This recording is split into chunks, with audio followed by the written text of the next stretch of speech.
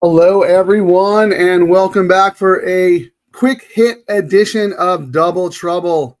Although, as you can see right now, it is single trouble. When I last saw Kieran, he was looking through the garbage cans, trying to find a half-eaten sandwich, trying to pick up some tickets to run through the machines. He likes to brag a lot on this show about how many tickets he cashes, but the reality is when you just play chalk, you're eventually going to go broke. So you're just going to be with me for now until he gets his stuff sorted out, but that's okay. The reason I wanted to do this quick hit show on this Thursday, start off week 3 of Del Mar, is because tomorrow we're going to go on. I want to announce that we're going to go on at 1 p.m. instead of 2 p.m. We're going to go on 3 hours before first post. I want our pre-gaming show to kind of live on the internet for a little bit, give you guys a chance to watch it, hear us talk about the Friday card and how we plan on attacking the late double. And also, because I realized last time, if I leave a little too late to go to the racetrack on a Friday from where I live, I hit a lot of traffic. So I got to be there early. I want to be there early. I want to get set up. I got a couple of groups I'm going to be meeting with, including the Rotary Club, which will be very exciting. First time the Rotary Club of Del Mar has ever been to the races. How about that? That should be a lot of fun. Of course, there's the happy hour for Diamond Club members, half off signature drinks and draft beers, select draft beers up until 5 p.m. There's also that really cool Turf Club event. You can go to the dmtc.com website to check all that stuff out. Speaking of dmtc.com website, race 7 here at Del Mar. I did this race for the online contest race on my handicapping page on the Del Mar website. I thought this was a really, really competitive race. All we've been saying for the first couple of weeks is how speed favoring the turf course has been. Yes, it still remains that way, going 5 furlongs, of course, because speed kills absolutely in those short distances. But I thought the turf races today were a lot more fair. So perhaps hope springs eternal, because as you all know, I like to find my horses in turf races to come from off the pace. And I thought the two morning line horses, number 2, Run a Mile in My Shoes, and number 8, Arugula, at 3-1 and 7-2, respectively, were both going to be pushing each other. They're both speed horses. They both like to be forwardly placed. Let me take a quick look at the odds and see what those horses are up to right now. I was looking at the probables before. Yeah, the 2 is dead on the board from 3-1 to 9-1. And then Rugula, a little better, 7-2 to 5-1. The horse, in my mind, not surprisingly, taking most of the money, number 4, Hopeful, at 7-5. I made him a B contender in my contest analysis only because I knew he was going to be short. And, if you play the online contest race at Del Mar, you need to find price horses. For the purposes of this double, however, I am absolutely going to use him because I can look at the horses I like in the next race. So I am very interested in starting a double with number 4, Hopeful, in here. And then my kind of sneaky play is number 3, Paradise Lake, 6-1 on the morning line, currently 9-1.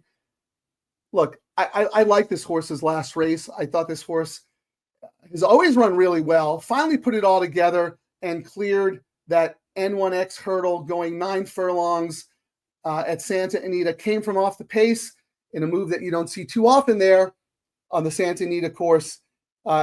Should get a pace to run at. Has a more closer-friendly track. I like the 1 1/8 cut back to 1 1/16. Peter Urton just won a turf race earlier in the card with OK Rose. His horses are firing. You lose nothing with Mirko De Muro. Excellent Italian jock. Was riding in Japan, now here for the summer. Those are the 3 horses I want to use in this leg. I'm going to throw out 2 others because these horses should be big enough prices that I could use to the favorite in the next leg. And that's number 6, Baltic Fire, currently 51-1. You might just want to not mess around and just throw a couple of bucks on that horse to win. And number 7, Circle of Trust, at 13-1. Phil D'Amato horse who has some back class and has some ability. Those two horses, the 6 and the 7, I can use going forward to favorite, who I like in the next leg. Favorite in the doubles, I mean, not the morning line favorite. And that's the beauty of checking out the probables, right? You are able to see who's taking money in the next leg. And then my key plays are going to be with the 3 and the 4. Again, this is a quick hit. I don't want to keep you guys on here too long. Let me just talk about the horses I like in race 8. This is going to sound very strange, but it's an angle I like to use even this late in the year. I like lightly raced 4-year-olds going against 3-year-olds. I know this is a maiden claimer, but at least it's for 50. It's not the very bottom.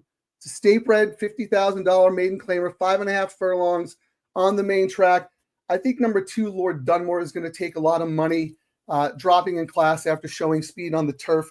But I'm going to try and beat that horse today. I'm going to look at a couple of horses who are older. And I'm just going to run through them real quick. Number 6, Make It Large, one of 2 Brian Corner horses. This horse is a 4-year-old, corner 1 with one earlier in the card, coming off a layoff, showed speed on the turf here at Del Mar in a maiden special weight for Calbreds. This horse will be breathing fire out of the gate off the layoff. The other corner horse who is taking sneaky money is the 12, 5-year-old first-time starter. You're going to think I'm crazy when I tell you this, but I actually like to bet 5-year-old first-time starters.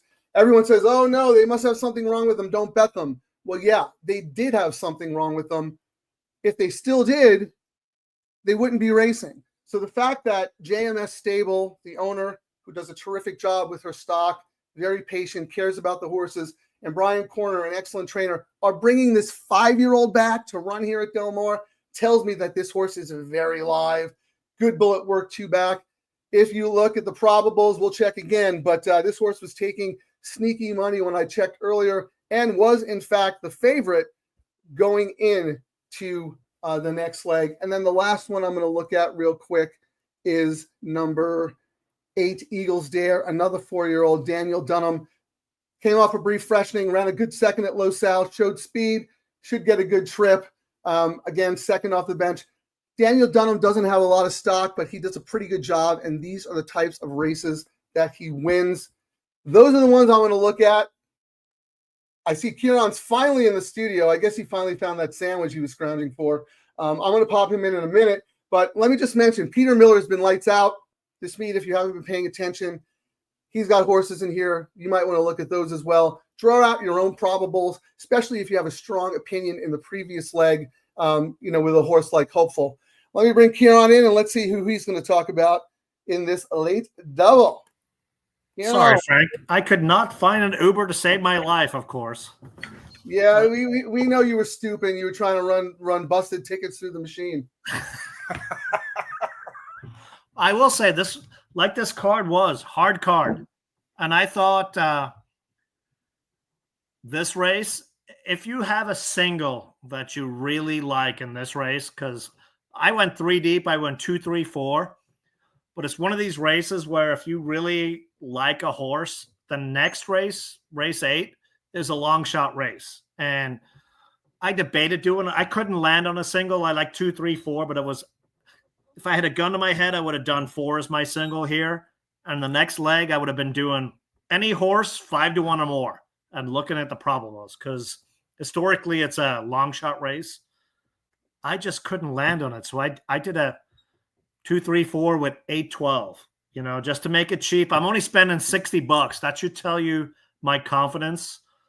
If I could land on one of these horses in the first leg, I mean, Freshu is on fire. Glad is one of your favorite trainers. But, that we both landed on the 3, I think, which is a good price. And I think if we look at the probables, some of the probables are going to be crazy.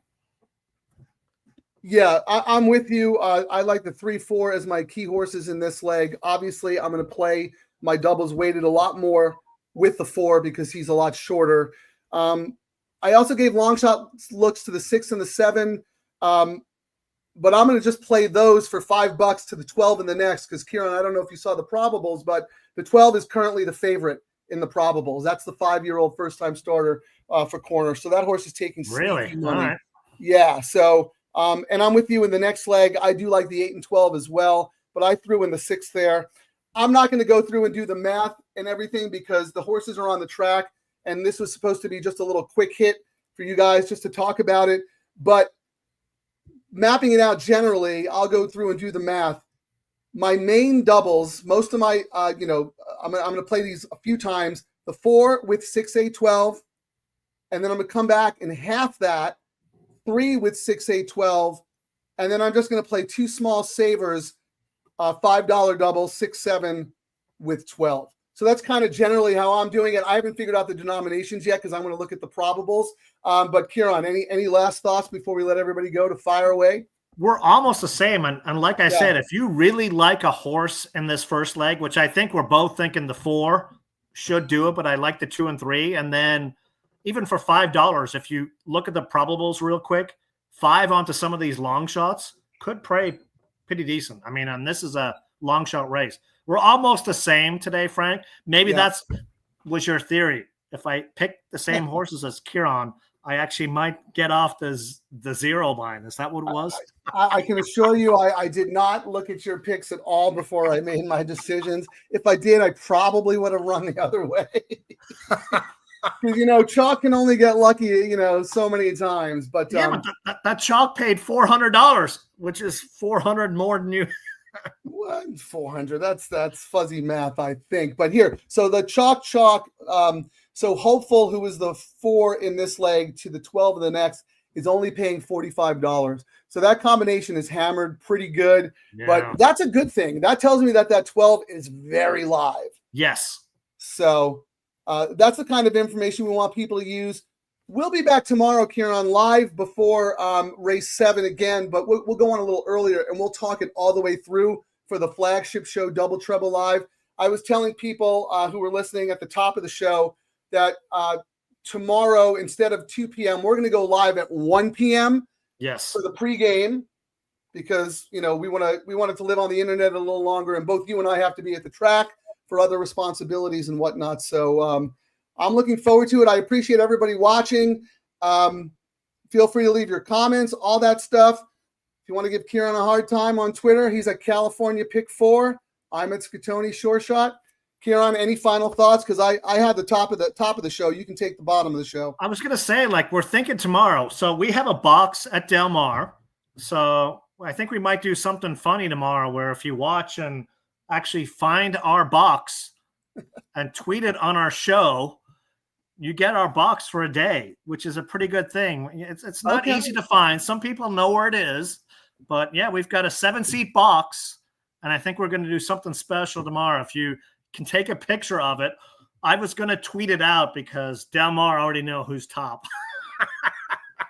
I allowed that, but that's another story. But no, that's a great idea. If anybody can find our box and take a picture and send it to us, we'll give you our box seats for a day. Or you can find me and Kieran at the track somewhere, and maybe we'll give you some little Easter egg clues or something with little breadcrumbs, maybe help you find your way out. But yeah, we want this to be interactive. We want people to come say hi to us. We want people to join in the chat.